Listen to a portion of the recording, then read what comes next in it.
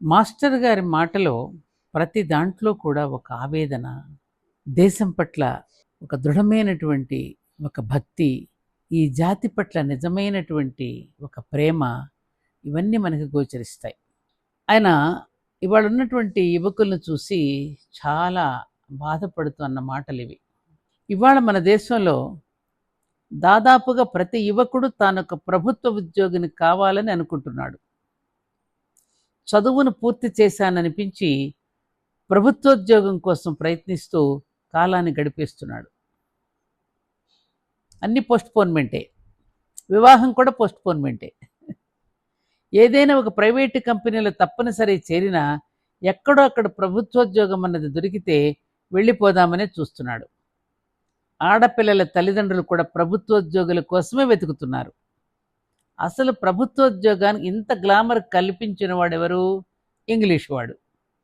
భారతీయుల్ని వృత్తి విద్యలలో నుండి బెదరగొట్టే ప్రయత్నాల్లో ఒక భాగంగా వాడు ఆ పని చేశాడు. వృత్తి విద్యలలో ప్రవీణులైన వాడు భారతీయులు ఒకళ్ళకొకళ్ళు పరస్పర పరిపోషకంగా పనిచేస్తూ సుఖ సంతోషాలతో ఉంటారు.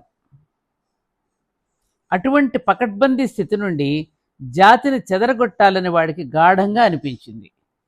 ఈ జాతి జాతిగా ఉండకూడదు, ఆ రూపం దానికి మిగలకూడదు. అలా జరగాలి అంటే అవిచ్ఛిన్నంగా సాగివస్తున్న సనాతనమైన సంస్కృతి నుండి, ఒకరికి ఒకరుగా నిలబెడుతున్న ఈ జీవన విధానం నుండి వీరిని మనం వేరు చేయగలగాలి అని వాడు గట్టిగా నిర్ణయించుకున్నాడు. ప్రభుత్వోద్యోగాలు అనేటటువంటి ఎరను వేశాడు. వాటిలో విలువను, హోదాను చూపించాడు. చేపలు కనుక ఎరవేసేటప్పుడు మనం వాటికి ఏ విధమైనటువంటి విధి పెట్టి తినిపిస్తామో, ఇక్కడ కూడా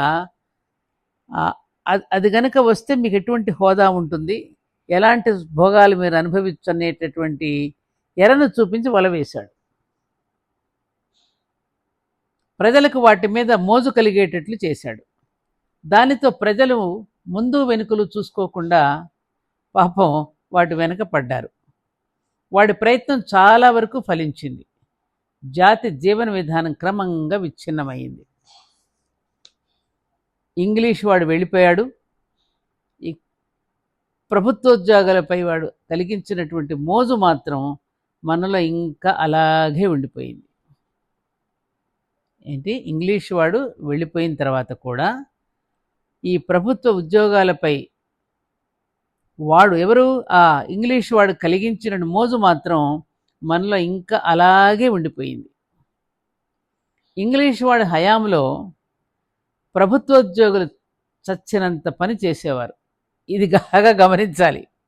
ఇంగ్లీష్ వాడి హయాంలో ఈ గవర్నమెంట్ ఎంప్లాయీస్ అందరూ చచ్చినంత పని చేసేవారు. మన హయాం వచ్చాక ప్రభుత్వ ఉద్యోగంలో ఉన్నవారు చచ్చిన పని చేయని పరిస్థితి ఏర్పడుతోంది. ఎక్కువ మంది ప్రభుత్వోద్యోగులు పని చేయకుండా పెత్తనం చేయడానికి అలవాటు పడుతున్నారు. లంచం పుచ్చుకొని మాత్రమే పని చేయడానికి అలవాటు పడుతున్నారు. ఇంగ్లీష్ వాడి దగ్గర ఒక లక్షణం ఉంది. వాడు మరో ఇంగ్లీష్ వాడి దగ్గర లంచం పుచ్చుకోడు. తెలుసా నీకు? మరి ఏ ఇతర జాతి వాడికి లంచం పుచ్చుకోకుండా పని చేసి పెట్టడం. భారతీయుడి దగ్గర ఒక ప్రత్యేకత ఉన్నది. వాడు మరొక భారతీయుడి దగ్గర మాత్రమే లంచం పుచ్చుకోగలడు. మరి ఏ ఇతర జాతి వాడిని అడిగే ధైర్యం చేయలేడు. పని చేయకుండా ఉండేటందుకు, పెత్తనాన్ని చేసేటందుకు, డబ్బులు దండుకునేటందుకు ప్రభుత్వ ఉద్యోగం ఒక అవకాశంగా కనపడుతోంది. కనుక ఇంగ్లీషు వాడు రగిలించిన ఆ మోజు ఇంకా మనలో అలాగే పెరుగుతోంది. ఎంత సత్యం ఇది! ఇప్పుడు ఒక గ్రామం ఉంది. ఆ గ్రామంలో 10,000 మంది ప్రజలు ఉన్నారు. ప్రభుత్వానికి సంబంధించిన కార్యాలయాలు ఆ గ్రామంలో ఎన్ని ఉంటాయి? ఆ కార్యాలయాల్లో ఎంతమంది ఉద్యోగులు ఉంటారు? ఆ గ్రామంలో ఎదిగి వస్తున్న యువతరానికి ఆ గ్రామంలో ఉన్న కార్యాలయాలలో గల ఉద్యోగాలకి నిష్పత్తి కట్టి చూడండి. ఎంతమందికి ఉద్యోగాలు వస్తాయి? దేశం మొత్తం ఏదైనా దాదాపుగా అదే నిష్పత్తి నిలబడుతుంది కదా. అలాంటప్పుడు చదువుకున్న ప్రతివాడు ప్రభుత్వ ఉద్యోగం అంటూ చేతులెత్తి కాళ్ళు జాపి కూర్చుంటే ఎక్కడి నుండి వస్తాయి? ఆలోచించాలిగా మరి ఇది. మనిషి బ్రతకాలి అంటే ప్రభుత్వ ఉద్యోగమే చేయాలా? ఇవాళ మన వాళ్ళ పరిస్థితి చూస్తుంటే అలాగే అనిపిస్తోంది. విదేశాల్లో ఎక్కడా ఇలాంటి స్థితిగతులు లేవు. జీవన వ్యవహారానికి కావలసిన కనీసపు చదువు మాత్రం అందరూ చదువుకుంటారు. ఆ పైన ఎవడికి చేతనైన పని వాడు చేసుకుని బ్రతుకుతాడు. ఇక చదివినా ఆ పనికి అంటే తాను చేస్తున్న పనికి సంబంధించే చదువుకుంటాడు. ఊరికే మనవాళ్ళలాగా బిఏలు ఎంఏలు అంటూ ఈ మామూలు చదువులు ఎక్కువ మంది చదువుకోరు. ఈ జబ్బు మన దేశంలోనే ఉంది. మనవాళ్ళు కూడా 10th క్లాస్ వరకు అందరూ చదువుకుని తరువాత ఎవడికి వాడు తాను ఏ పని చేయగలడో దానికి తగిన శిక్షణ పొంది సమాజానికి ఆ పనిని చేసి పెట్టి హాయిగా బ్రతకడం నేర్చుకోవచ్చు. అలా బ్రతికారు. ప్రభుత్వోద్యోగాన్ని ఒక ఉపాధిగా చూసే బుద్ధి మనలో నుండి పోవాలి. ప్రభుత్వం మన పని అవసరమే మనల్ని పిలిస్తే అప్పుడు మనం వెళ్ళేటట్లు ఉండాలి. అలా మనని మనం మలుచుకోవాలి. అందుకు ఆత్మవిశ్వాసం కావాలి. ఎవరింటారు ఇవన్నీ? ప్రతి పనిని గౌరవించే మంచి బుద్ధి అలవడాలి. ఏ పనిని మనం చేయగలమో ఆ పనిని చేయడానికి హోదాలు పరువు ప్రతిష్టలు అడ్డుపడకూడదు. మనం చేయగలిగిన పనిని, మనం చేస్తున్న పనిని గౌరవించడం మనం నేర్చుకోవాలి. అప్పుడు మిగిలిన వాళ్ళు కూడా మనలను గౌరవిస్తారు.